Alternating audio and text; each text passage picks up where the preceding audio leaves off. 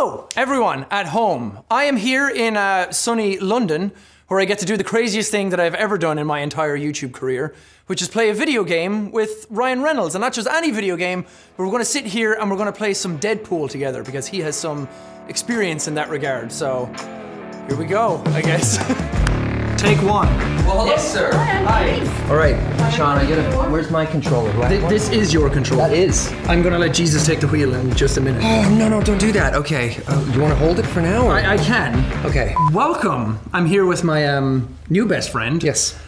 His name is Jimmy Buffett. Something like that, yeah. Yeah, just wasting away in Margaritaville. We're here and we're gonna play some Deadpool. I think you have some experience with this man. I played Deadpool, but I haven't played Deadpool. Have you ever played video games before in your life? Yeah. When I was younger, yeah, I played a ton of video games. And then now I have a 3-year-old and a 1-year-old at home, so there's just zero time for something like that. But God. Is this the Nolan North version? Yes. He's super funny. Fantastic. Yeah, I love Nolan North.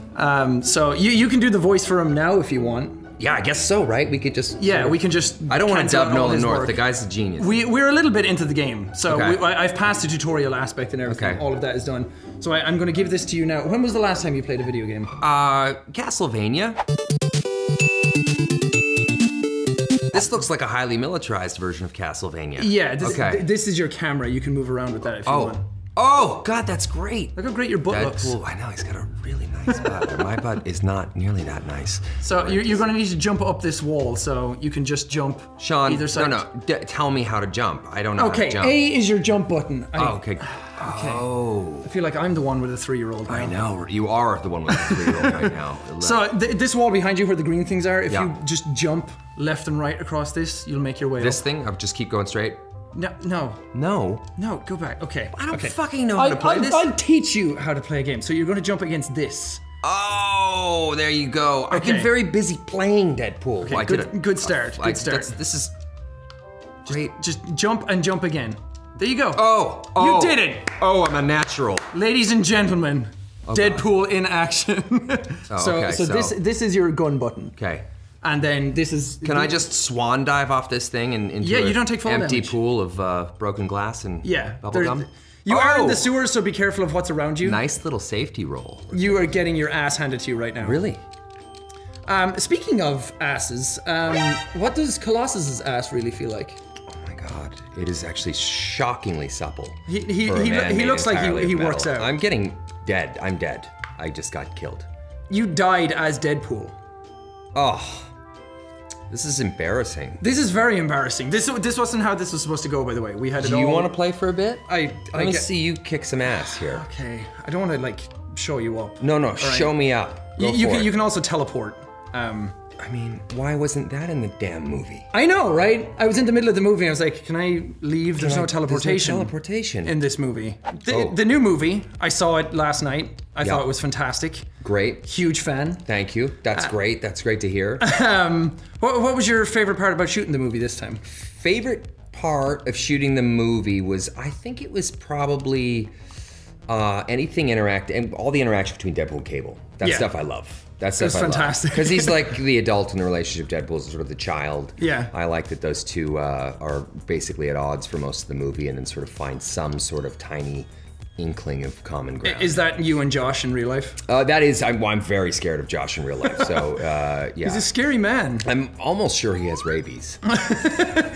So yeah, but he's an amazing actor as well, so he just brings like a kind of heavyweight, God, you're so good at this. It's what I do. Yeah, okay? I'll say it's what you do. I'm sure if the two of us got to acting, you would outclass me in that a small bit. So. Wow.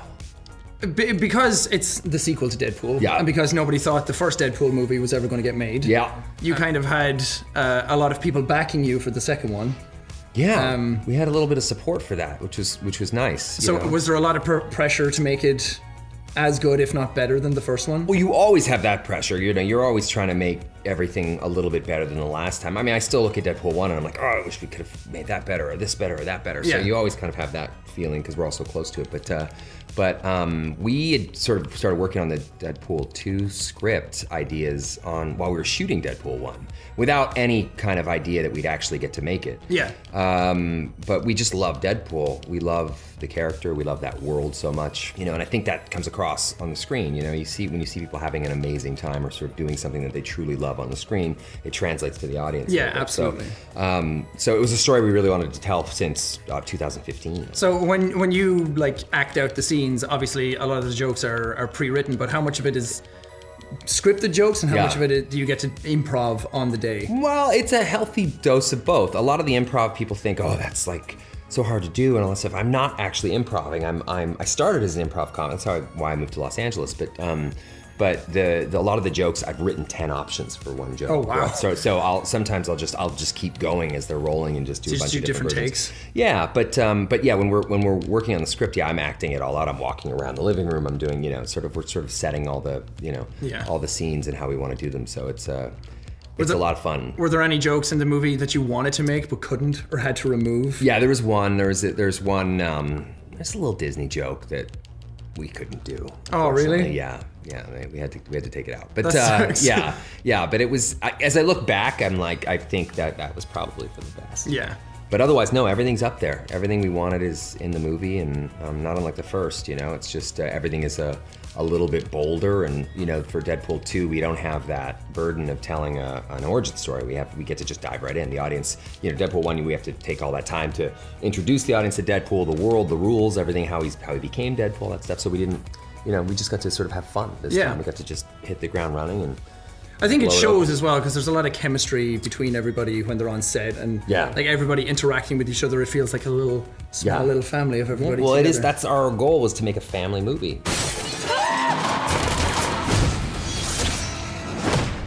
You know, Deadpool 1 is a love story. Deadpool 2 there's certainly a love story in there, but it's a family film. That was the goal. Deadpool 3 is like an alien invasion movie. Deadpool 3, my God, you're just gonna give me a fucking heart attack right now.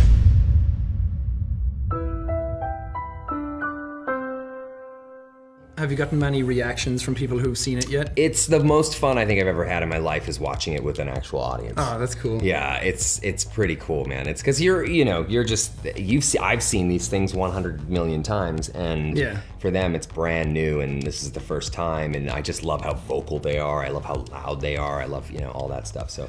That's been amazing. I think that's kind of the same stuff with YouTube things, because that's my favorite part about doing anything, is seeing people's reactions to what you make. Yeah.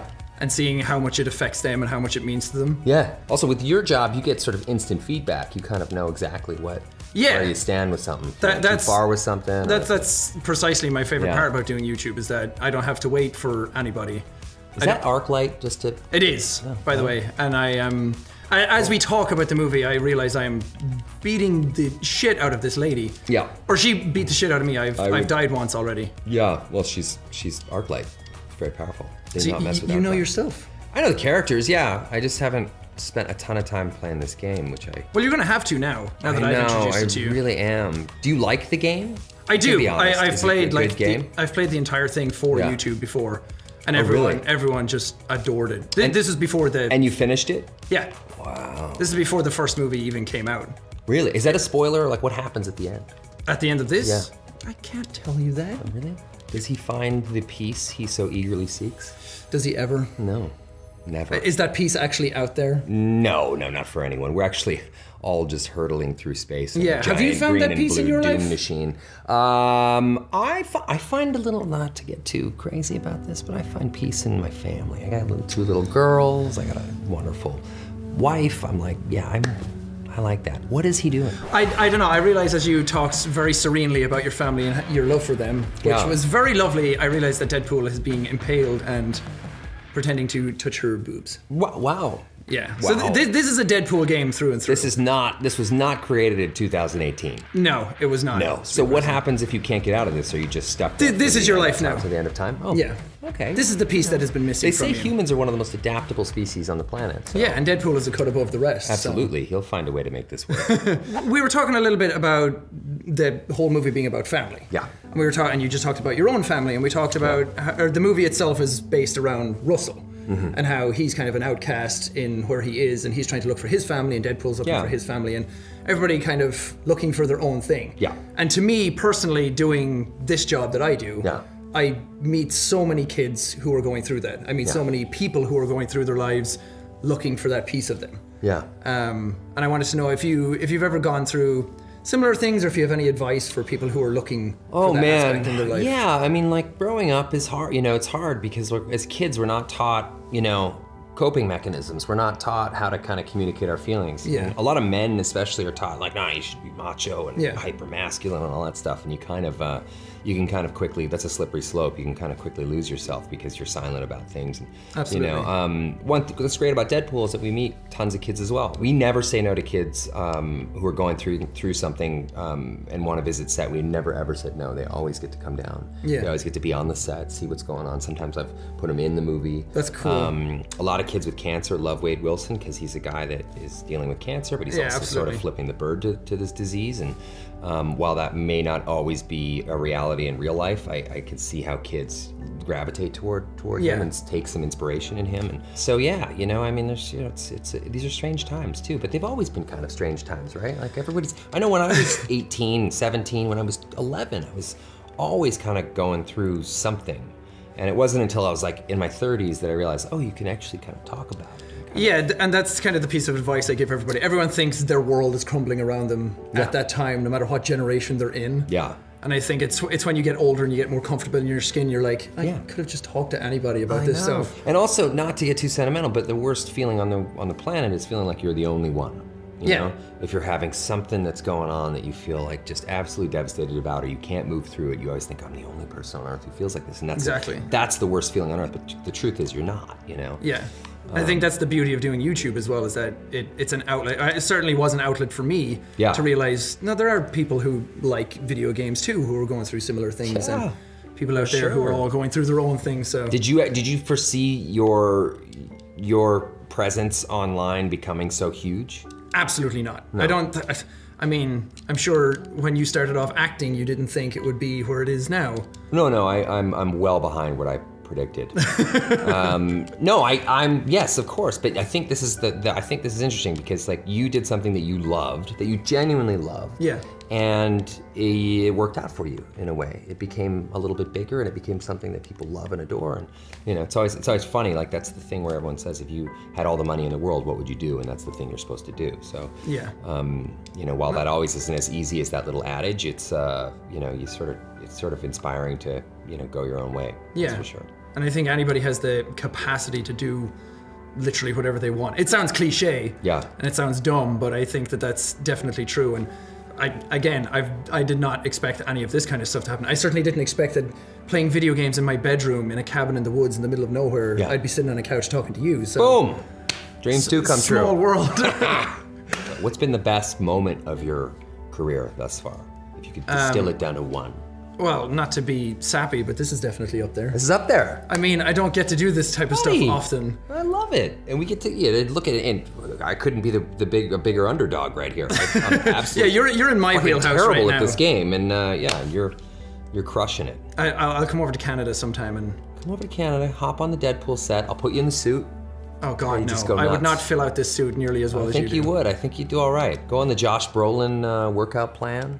The old cable plan. That's intense. Okay, that's really intense. I don't have nearly as much augmentation as that man has. Oh, he is. That guy went all in for Deadpool 2. He's kicking your ass, he's kicking the Avengers' ass, he's kicking everyone's ass lately. He's gonna win a lot of Villain of the Year awards, I think. Spoiler, I'm not the best at video games. What? I know, it's kind of false advertising. Really? It's kind of what I do. Is that what also makes you good, though? That's what I mean. That's why people like you. Is that why people connect to your channel? Is that why, you know, because you're not like perfect at it? I hope so. Nobody wants to just see somebody be like absolutely perfect. Yeah. Well, my thing is that if I'm having fun playing it, you're gonna have fun watching it. So. Yeah. I gotta up my game. I can give you some stiff competition if I get good at this. Please do. I would love that. You're really good at this. It's like, who's that? It's not that hard. That's my dad. Oh my God. I haven't seen him for years though. I thought it was my mother-in-law. So it's kind of weird. Wow. Well, okay, I did it. I did it. Oh, you did it, but you're not in good shape there, buddy. There's a lot of blood around the screen. You know Deadpool. He regens. There you go. There he goes. Does his suit regenerate? No. No, that's good. I like in Deadpool 2 how the suit ends up with just duct tape all over it. Yeah, that was one of the things that we said as soon as we left the movie, that we like how junky you get dismembered. It's no secret that do I ever. Deadpool gets messed up every now and then. Did you like method act for most of that? I can't method act that. I need all my body parts. Yeah, Deadpool can lose some body parts every once in a while. Yeah. This movie's no different, and it was that's one of my favorite moments of the movie. Actually, Deadpool takes some severe damage in the film, and then we have this sort of come to Jesus moment with all the rest of the cast where they all sort of show up, and it just keeps escalating to this kind of crazy, absurd place, and then just tonally shifts to this dark place, and I love that. I love that we get to do that kind of stuff in Deadpool. Yeah, with tone. And I think that was a really great thing in the sequel, because it elevates his character much more. He's not just the jokey man. He has a side to him that most people don't normally get to see. Yeah, but he's also, you know, he's a guy that filters pain through the prism of humor, and we always sort of feel like the more pain Deadpool's in, the funnier he is. Yeah. And the more relatable he is, because, you know, Deadpool's got such a piece of the merc with the mouth. He's got this motor mouth, and if you don't put him in a position of being the underdog in some fashion, it doesn't work. So you have to kind of take everything away from him and then put him on his mission. Yeah. You know? It works very, very well. Your face looked fantastic in the movie. Little deep fried testicle there. How long does it even take to get something like that done? It's about 3 hours of prosthetic makeup. I mean, if we're doing the full body, it's about 9 hours, which is kind of brutal because you're going into work at 2 in the morning, and then the crew's getting in at around, I don't know. Is it not like 9 a.m. and then they're shooting a 15-hour day, and then you have a couple hours to get it off. And those days are tough. But the makeup artist is Bill Corso, who's just a genius. Yeah. And he makes it so it's just a little bit easier than a lot of other people would use these big foam pieces, and he doesn't do that. He uses these really thin pieces so I can move through it. And, that's awesome. It makes my kids just sob though. They would come to set and they would see, I would leave in the morning and then they come at lunch and I literally look like a deep fried testicle. And it would just make, especially my 1.5-year-old daughter, she would just sob. She would need days of reassurance afterwards. At least you're preparing them for what you're going to look like in the future. Yeah, scar them early. Yeah. You know?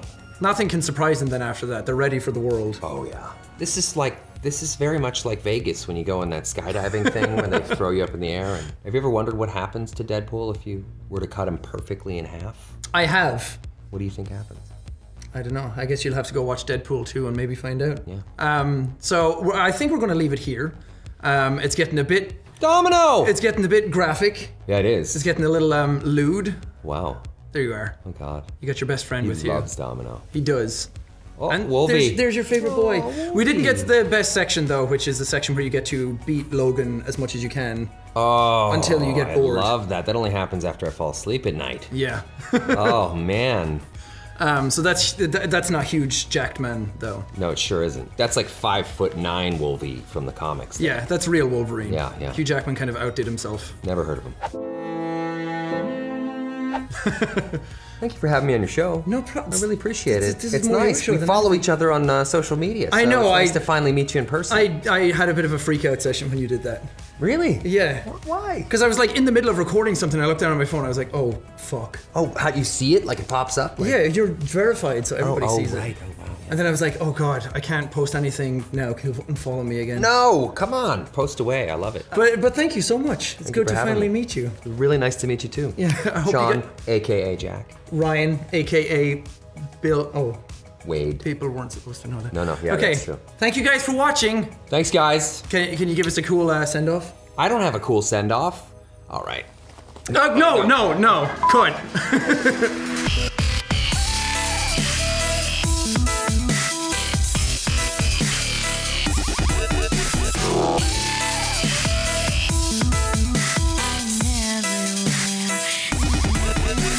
Excellent meeting you. That was fun. I gotta get better at that shit, though. Jesus. I'll see you in a year. Yes. Train. Yeah, definitely.